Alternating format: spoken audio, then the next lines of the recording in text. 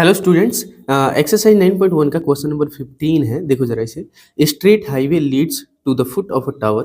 A man standing on the top of a tower observe a car at the angle of depression of 30 degree which is approaching to the tower foot of the tower with the uniform speed. 6 seconds later the angle of depression of the car is found to be 60 degree. Find the time taken by the car to reach the foot of the tower from this point. Question में इस तरह के questions में क्या होता है, application of trigonometry questions में आपको जो है ना फिगर सही बनाना होता है। हिंदी में समझा देता हूँ। हिंदी में इसका मतलब क्या है, ठीक है। इसका मतलब ये है कि एक हाईवे है, एक रोड है, जो कि एक टावर है, मतलब एक बिल्डिंग है। ऐसे मान लो कि एक बिल्डिंग है, मान लो ये एक रोड है, वो एक बिल्डिंग के फुट तक जाता है, यानी 5 बिंदु तक जाता है। हिंदी में लिखा हुआ होगा उसमें, ठीक है। एक आदमी है जो कि ऊपर खड़ा है इस हाईवे के ऊपर। ये इसका फिगर नहीं है, इसका यूज करके समझा रहा हूँ। फिगर अभी हम बनाएंगे, ठीक है। मान लो इस बिल्डिंग में ऊपर खड़ा है, उसने देखा एक कार यहाँ पे थी तो 30 डिग्री एंगल था। थोड़ी देर बाद उसने देखा वही कार यहाँ पे आ गई है और एंगल 60 डिग्री है, ठीक है। तो अब आपको बताना है कि जो यहाँ पे थी ना कार, यहाँ से यहाँ तक पहुँचने में टाइम कितना लगेगा, इसका टाइम बताया गया है, ठीक है। तो अगर इसका हम फिगर बनाए तो फिगर कैसा बनेगा, ठीक है जी। देखो फिगर ऐसा बनेगा। देखो कोई एक टावर है, ठीक है। इस टावर से एक इंसान ने देखा हाईवे पे एक कार चली आ रही है। थोड़ा सा फिगर ज़्यादा अच्छा तो नहीं बनाया मैंने, पर कोई बात नहीं। इस कार का एंगल ऑफ डिप्रेशन जो है वो 30 डिग्री है। कुछ समय बाद उसने देखा उस कार का एंगल ऑफ डिप्रेशन जो है वो 60 डिग्री है। इससे अवनमन कोण बोलते हैं, ठीक है। अब एक बिंदु ये थी जब उसने पहली बार देखा, ये आदमी यहाँ पे खड़ा था, ठीक है। यहाँ से उसने पहली बार जब देखा तो कार यहाँ पे थी, यहाँ से फिर यहाँ आई, फिर वहाँ से यहाँ जाने का उसे डिस्टेंस पता करना है। तो यहाँ पे 4 पॉइंट हो गए। पॉइंट्स के नाम रख लेते हैं ए, बी, सी और डी, ठीक है। यहाँ से यहाँ तक कार पहुँचने में इसे 6 सेकंड लगे, कार को 6 सेकंड्स लगे। बोला ना 6 सेकंड बाद उसने देखा। अब बताना है यहाँ से यहाँ तक पहुँचने में कितना टाइम लगेगा, ठीक है। ये वाली चीज़ें क्लियर है, ठीक है। ये है क्वेश्चन। क्वेश्चन समझ गए, अब सोल्यूशन करते हैं। चलो फिगर सामने है, अब सोल्यूशन को देखते हैं। इस तरह के क्वेश्चन को करना कैसे, सॉल्व कैसे करना, ध्यान से समझो। यहाँ पे 2 ट्रायंगल बन रहे हैं, एक तो ये ट्रायंगल और एक बड़े वाला राइट एंगल ट्रायंगल। किसी भी ट्रायंगल में साइड कंप्लीटली नहीं बताई गई है, ये साइड बताई गई है, ये साइड जरूर बताई गई है। तो आप क्या करोगे, 2 इक्वेशन बनाओगे। 2 इक्वेशन में एक साइड कांस्टेंट रखोगे। तो हमें पता है कि ये वाली साइड जो है, ये वाली साइड, इस वाली साइड की बात करें, ए बी, ये दोनों ट्रायंगल्स में है, इस छोटे वाले में भी है और बड़े वाले में भी है, ठीक है।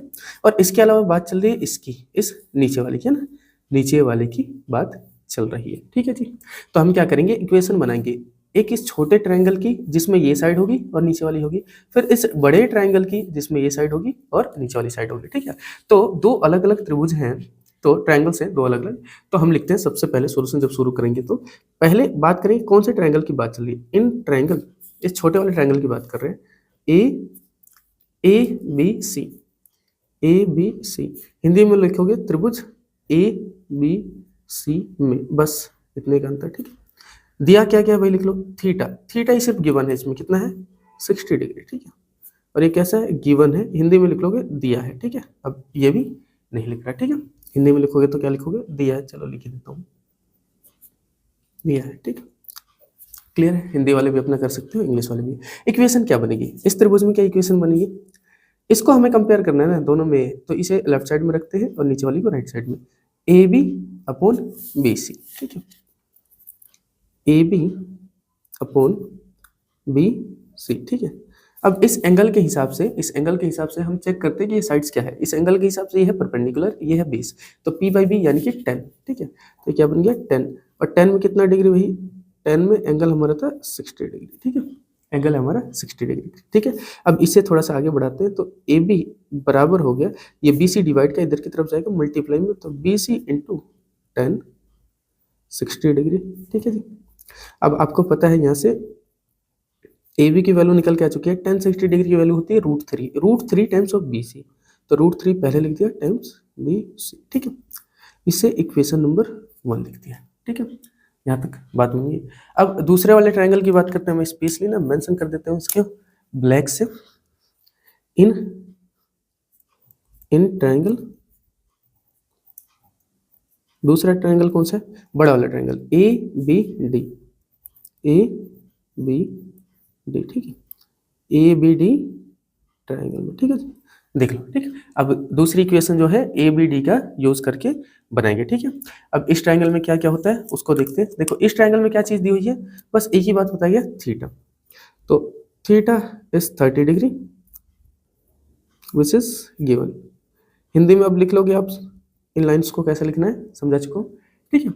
और उसके बाद अब इक्वेशन बनाएंगे। इक्वेशन में क्या करेंगे, देखो इस वाले ट्रायंगल में भी ये बड़ी साइड है सामने वाली और नीचे वाली। सामने वाली पहले लिखेंगे, ऊपर ए बी, बड़ी वाली नीचे लगेंगे बी डी, और ये कितना हो जाएगा, ये हो जाएगा भाई 10 में 30 डिग्री। इस एंगल के हिसाब से परपेंडिकुलर ये बेस, ठीक है। तो 10 30 डिग्री की वैल्यू क्या होती है, A B is equal to, देखो ध्यान से, ये बी डी डिवाइड का इधर जाएगा मल्टीप्लाई में हो जाएगा, तो B D times of 10 30 degree, ठीक है।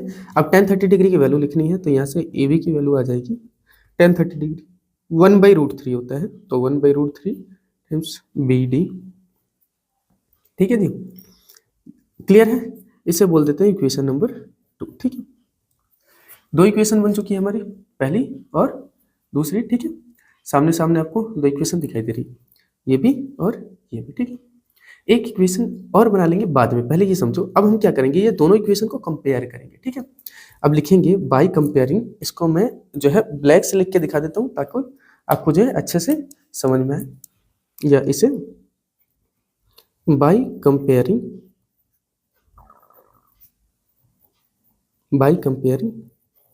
Equation 1 and 2। हिंदी में कैसे लिखोगे, हिंदी में लिखोगे समीकरण, या फिर समीकरण नहीं लिखते तब भी चल जाती बात, 1 तथा 2 की तुलना करने पर,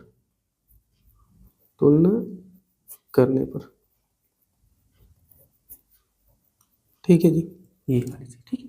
अब तुलना करके दिखा देते हैं जी कैसे होगी। तुलना में क्या बताएंगे, देखो ध्यान से समझो। इन दोनों इक्वेशन में लेफ्ट हैंड साइड बराबर है, यहाँ भी ए बी है, यहाँ भी ए बी है, देख रहे हो। इसमें भी ये लेफ्ट में ए बी है, ये भी ए बी है, तो राइट हैंड साइड भी बराबर होगी, यानी कि √3 टाइम्स ऑफ बी सी बराबर होगा 1/√3 टाइम्स ऑफ बी डी के, ठीक है। तो यहाँ पे लिख देते हैं, क्योंकि लेफ्ट हैंड साइड बराबर है तो राइट हैंड साइड भी बराबर होगी, यानी कि √3 टाइम्स ऑफ बी सी बराबर हो जाएगी 1/√3 टाइम्स ऑफ बी डी के। और यहाँ से अगर देखोगे तो ये √3 इधर आके मल्टीप्लाई हो जाएगा, तो √3 इंटू √3 ये 3 हो जाएगा, तो 3 टाइम्स ऑफ बी सी बराबर हो चुका है बी डी के, ठीक है। अब यहाँ से एक और इक्वेशन आ चुकी है, इसे इक्वेशन नंबर 3 कह देते हैं, ठीक है। इसे इक्वेशन नंबर 3 कह देते हैं, ठीक है।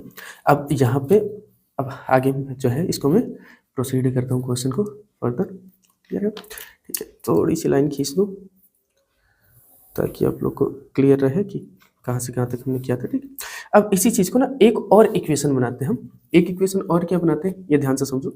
ये वाली चीज़ D C plus B C हम लिखते हैं, या B C plus D C, ठीक है। इसकी बातचीत कर लेते हैं, ठीक है। B C plus D C की बातचीत कर लेते हैं। ये किसके बराबर है, ये पूरे के यानी कि बी डी के बराबर है।